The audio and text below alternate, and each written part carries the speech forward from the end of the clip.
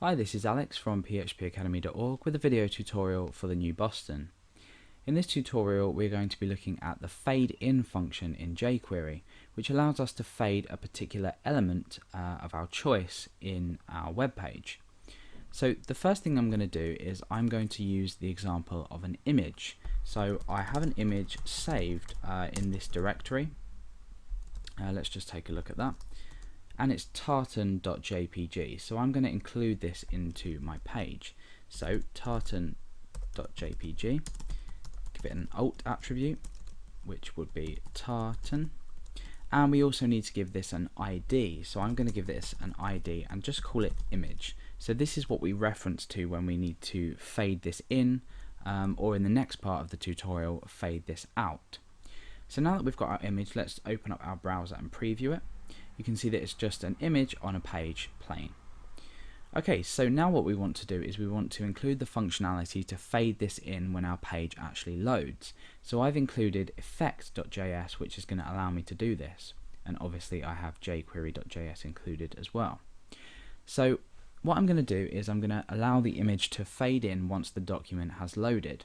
So we need to reference the document, which is document in parentheses, obviously with the leading $sign, and then we use the ready function, and inside of this we create a function with a block, and inside here we can write exactly what we want to happen. So what we want to do is we want to take this image element, which we've named image, this ID that we've, this image page element that we've named image, then what we want to do is we want to use jQuery to fade it in from it being not visible when the page loads.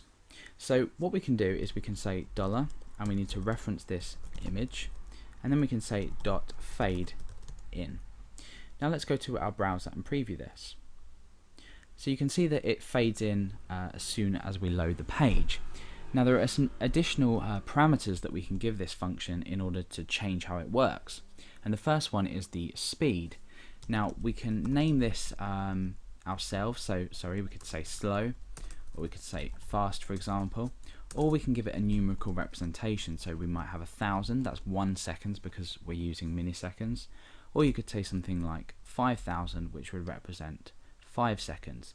Let's go ahead and say 2 seconds for now, and you'll see that the speed in which it loads, in which the animation takes place, will be a lot slower. Let's go and give it the example of slow. So you can see that it's loaded in a lot, or faded back in a lot slower than if we were to use fast, for example. That's a very quick fade in. We also have the optional parameter of how it works. Now by default this is swing. This is just the way the animation takes place, and from it being not visible to visible. We could go ahead and use linear. When we refresh, it just works in a slightly different way. It's quite hard to see how it works, but for now that's an option. Now the last is a callback function. So what we can actually do is we can use a function to again display when this animation has faded in. So we could say function create a block and just bring this down, and inside of here, once this animation is completely faded in, what we could do is we could say perhaps append some text to a div or a span. So I'm going to create a div just here, and I'm going to call this image underscore feedback, and inside effects I want to reference this again, so image underscore feedback, and I want to append some text onto it, or create some text inside this div, and I'm just going to say effect complete. So now what's going to happen is however slow or fast we have this, once the animation is finished, we have this callback function to let us know. So when I press F5, you can see, or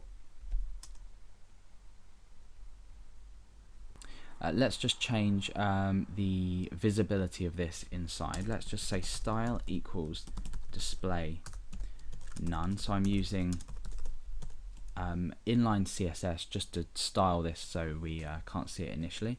When I refresh, you can see that as we fade in, we don't have this effect complete text there until the animation is complete. So the callback function could be used to perhaps load an image and then display additional images. So that's an option, or that's a usage of it. Again, if we load it in, say in 2 seconds, this will take slightly longer, and then it will display our effect complete message there. So this doesn't have to be used with images, it can be used with any other HTML element, so you just do exactly the same thing.